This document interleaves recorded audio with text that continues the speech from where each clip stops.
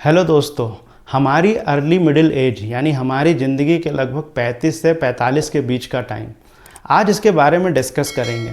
और 5 ऐसी मिस्टेक्स हैं जो हम सब करते हैं और जिन्हें करेक्ट करने की ज़रूरत है यदि आप अपनी लाइफ में अपने लिए थोड़ी वैल्यू ऐड करना चाहते हैं। वैसे ये सब बातें मैं 35 से 45 एज को ध्यान में रखकर कर रहा हूँ, लेकिन यदि आप इससे रिलेट कर पाते हैं तो आप किसी भी एज में हो, ये आपको सोशियो इमोशनली ज़्यादा अवेयर बना सकती है। हमारी अर्ली मिडिल एज काफ़ी ख़ास है कई मायनों में। अब ये जेंडर स्पेसिफिक नहीं है। एज अ मैन और अ वुमन हम सब इस एज में एक्चुअल में सोशली मैच्योर हो रहे होते हैं। ये मैटर नहीं करता है कि आप मैरिड हों या अनमैरिड, बट ये एज में आप काफ़ी कुछ ट्राई कर चुके होते हों और अब आप शायद ज़्यादा ऑथेंटिक हो चुके होते हों। मेरा मतलब है कि जब आप यंग होते हैं तो ट्रेंड और फैशन को फॉलो करने में ज़्यादा बिजी हो सकते हैं, बट ये समय है जब आपको एक्चुअल में रियलिटीज़ हिट होना शुरू होती है और इसीलिए ये सोशल पर्सपेक्टिव से बहुत इम्पॉर्टेंट होता है, क्योंकि अब हम अपने आप को थोड़ा बेहतर जानने लगते हैं या कहें कि अपने लिए आपको ज़्यादा क्लैरिटी होती है। 35 तक ज़्यादातर लोग अपने करियर और कंपेनियनशिप में क्लियर हो जाते हैं। मतलब आप आईआईटी और नीट की प्रिपरेशन से लेकर यूपीएससी तक सब ट्राई कर चुके हैं और रात रात भर फ़ोन पे बात करने वाले रिलेशन से एज अ पेरेंट रात भर जगने वाले एक्सपीरियंस भी ले चुके हैं या ले रहे हैं। और यही एज है जहां लोग सबसे ज़्यादा सोशल प्रेशर फील करते हैं। मतलब आप अभी भी बैचलर है तो शादी का प्रेशर, मैरिड है तो पेरेंटिंग का प्रेशर। ये टाइम है जहां आप सबसे ज़्यादा अपने आप को रिस्पॉन्सिबल भी फील करते हैं, क्योंकि जहां आप अपने ग्रोइंग किड्स की केयर और फ्यूचर प्लानिंग में बिजी है, वहीं आपके एल्डर पेरेंट्स की केयर की चिंता भी आपकी ही है। अब इस स्टेज में आप एक्चुअल में क्या करना चाहते थे या आप किस चीज़ में एंजॉय करते हैं, ये सब आउट ऑफ स्कोप है, क्योंकि अभी आप रिस्पॉन्सिबिलिटी ओवरलोड से गुजर रहे हैं। लेकिन कुछ ऐसी बातें हैं जो आपको ध्यान देनी चाहिए जिससे आप इस चैलेंजिंग टाइम को थोड़ा फ्रूटफुल बना सकें। 35 से 45 के बीच में ज़्यादातर लोगों को लगता है कि लाइफ बस चल रही है, खुद के लिए टाइम ही नहीं है, सिर्फ ऑब्लिगेशन और कॉम्प्रोमाइज़ का प्रेशर। बट सही मायने में ये सिर्फ एक फेज़ है और आपकी लाइफ में राइज होने का सही समय यहीं से शुरू होता है। बस ज़रूरत होती है कि आप अपनी लाइफ का कंट्रोल अपने पास रखें बजाय सोसाइटी को देने के। मैं कुछ ऐसी मिस्टेक्स यहाँ शेयर करना चाहता हूँ जो अक्सर लोग अपनी मिडिल एज में करते हैं और जो उनकी इमोशनल और सोशल ग्रोथ में सबसे बड़ा ब्लॉकर है। पहली मिस्टेक है complaining and blaming others for your life. यदि आप अभी भी अपने आसपास के लोगों को कंप्लेन करते फिर रहे हैं कि मेरी लाइफ में ऐसा होता तो अच्छा होता या फिर ये मेरे साथ ही क्यों हुआ, तो आप न सिर्फ अपनी ग्रोथ रोक रहे हैं बल्कि आप सोशली इमेच्योर होने का सिग्नल भी दे रहे हैं।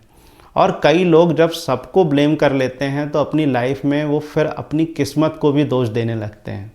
आप जो भी है जहाँ भी है, पहले ये एक्सेप्ट करना ज़रूरी है कि इसकी फुल रिस्पॉन्सिबिलिटी आपकी है और आगे जो भी आप होंगे वो भी आपके हाथ में ही है। क्योंकि जब तक आप कंप्लेन करना और दूसरों को ब्लेम करना बंद नहीं करोगे तब तक आप अपनी गलतियों से कभी सीख नहीं पाएंगे, जो एक्चुअल में हेल्प करती है आपकी रियल ग्रोथ में। जब आप कंप्लेन करना बंद करते हैं तो ये आपके सोशल रिलेशन को बहुत अच्छे से रिपेयर करता है और स्ट्रॉन्ग बनाता है। फिर वो आपके पेरेंट्स के साथ हो, पार्टनर, किड्स या फिर आपके फ्रेंड्स।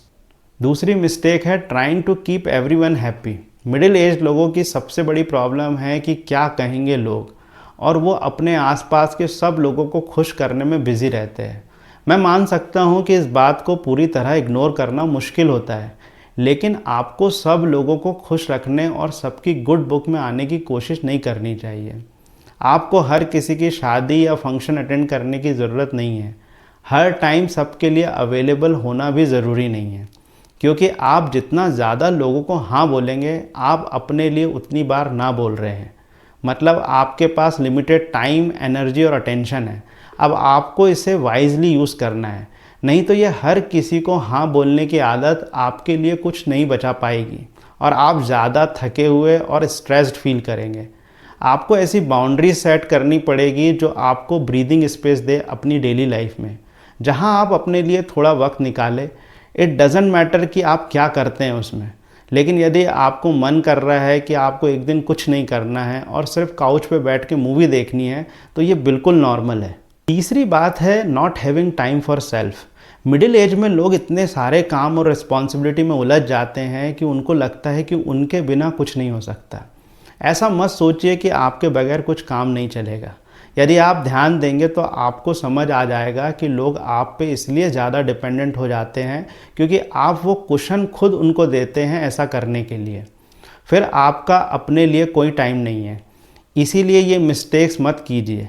अपने लिए टाइम निकालिए और जब आपको लगे कि मेरे पास टाइम ही कहाँ है, तो सोचिए आप ओवर रिस्पॉन्सिबिलिटी तो नहीं ले रहे हैं। क्योंकि यदि आप ओवर रिस्पॉन्सिबिलिटी ले रहे हैं तो वो लोग ज़रूर एक्स्ट्रा टाइम एंजॉय कर रहे हैं जिनके काम आपने अपने सर ले रखे हैं।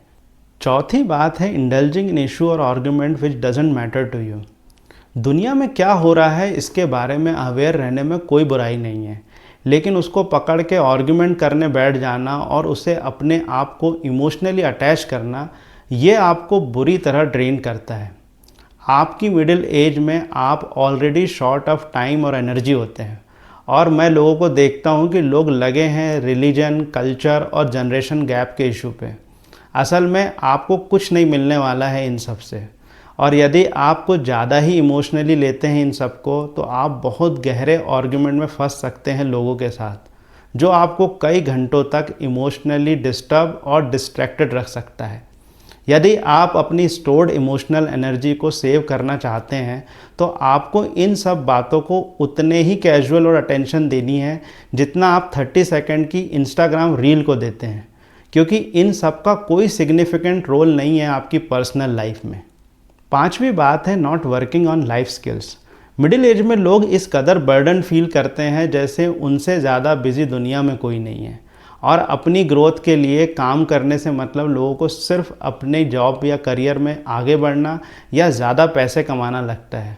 बट लोग अपनी होलिस्टिक सेल्फ ग्रोथ में काम करना या तो बंद कर देते हैं या बहुत कम ध्यान देते हैं, क्योंकि करियर ग्रोथ आपको सिर्फ तब तक काम आएगी जब तक आप अपने ऑर्गेनाइजेशन के लिए काम के हों।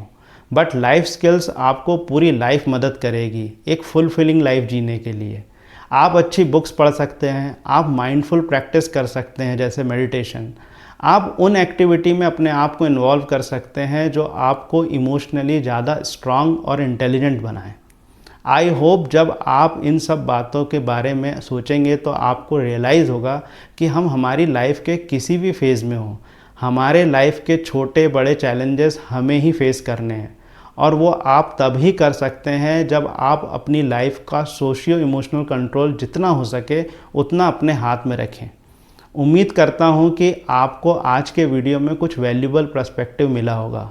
सब्सक्राइब कीजिए ऐसे ही थॉट प्रोवोकिंग कंटेंट के लिए। मैं आपसे फिर मिलूँगा एक और वीडियो के साथ। तब तक के लिए कीप ग्रोइंग, कीप थ्राइविंग।